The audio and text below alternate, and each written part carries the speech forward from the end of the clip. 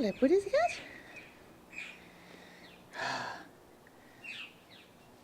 Should rape be legitimised or, glorified in art? Hello, puss. These are the kind of things that have come into the public domain lately. Rape has sort of been in the media as far as, what is okay to say out there with this guy Tyler, the Creator, some 22-year-old rap singer from America. Sorry, I've got a bit of an angry pussy here. Oh, there's a rap song. Ooh, what's my angry pussy? Sort of having all these online petitions asking his visa to be revoked. But the kind of stuff he's saying about, women, and not just saying about women, the kind of things that you think, how can that be okay? It's like inciting gender hatred. Pretty scary stuff. There was even one woman in Sydney at the Amore Theatre. She'd petitioned against him online on a Twitter account.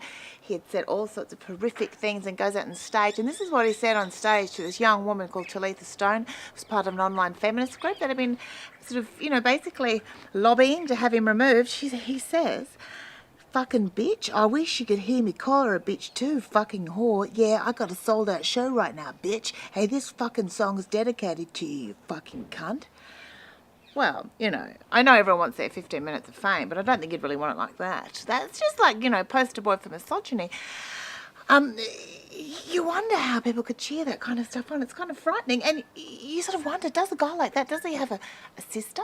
Does he have an aunt, a mother, or someone in the family? I mean, you think if he does, they're probably all under the table, hiding, hoping he doesn't come home.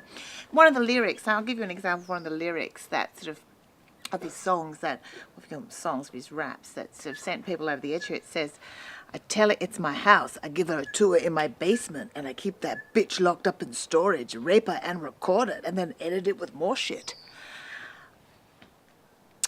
I don't know how that can even be slightly okay.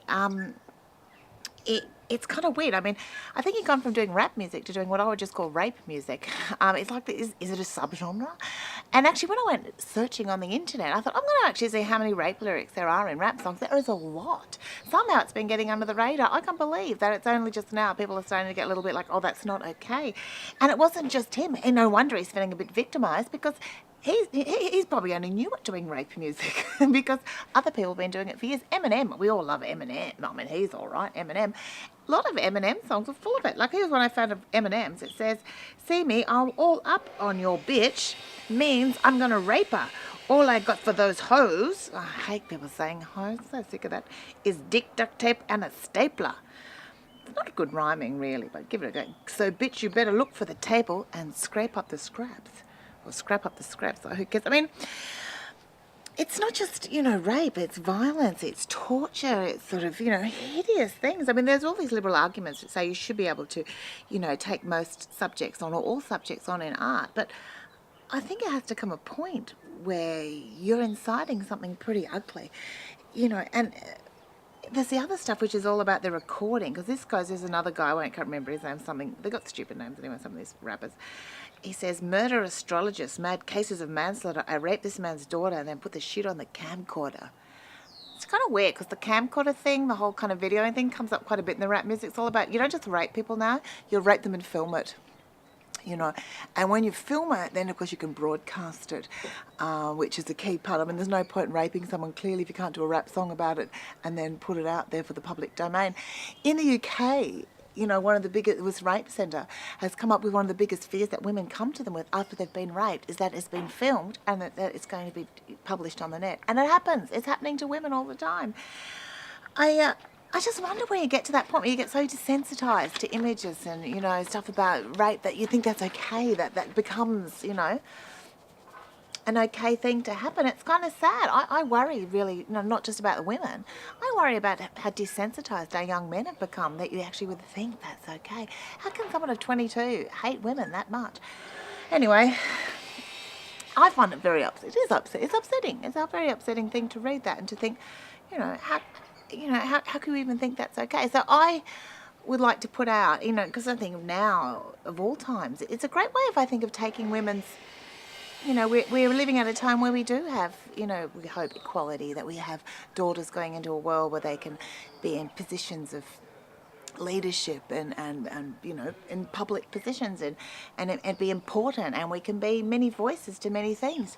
We're not just wives and hoes. You know, I hate all that ghetto shit anyway. All that stupid ghetto talk about hoes and pimps and pussies and, you know, put something in your ass. This whole kind of glamorization of nasty violence, nasty sex is horrific violence. And you know, it doesn't even belong in our country. It's an American thing. It's not even here, yet we kind of glamorize it. I think we've got to find our own, you know, I don't know, go back to the bushranger thing, I suppose. Want some bushranger raps, little Ned Kelly rap.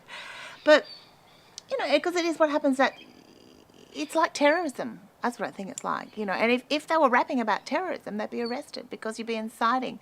You know, if you were inciting people to blow up buildings or get in planes and, you know, take them hostage, or, you know, plant a bomb in a marathon, then you'd be arrested. But, you know, by inciting, you know, duct taping, chair stapling rape, it's okay, it's fine. But that destroys country. That destroys a country within every woman.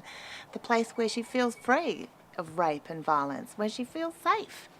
And that's the country, girls, we need to fight for. And men too, because I don't think we should ever take it. So I've written my own rap. I'm not a very good rapper, as you can see, but I thought I'd give it a go. I've just got it written down here. So it goes like this. It goes, I'm not really good at doing, so I haven't got any backing track. I was thinking of using that guy's buzzsaw in the background. It goes, okay, ready?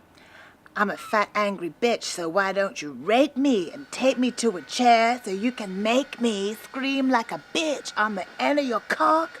Hey, but it's not a cock, it's a rolled up sock, 'cause you're a little boy with a tiny little toy, so don't annoy me anymore. Go home to your mama and beg for forgiveness, you stupid cockhead. I couldn't get the last bit happening, so I had to go straight to that. But I just think, you know, for God's sake, get an education. Start talking about something else than your cock. You boring, stupid, tedious, dull, boring, dumb cock. Move on.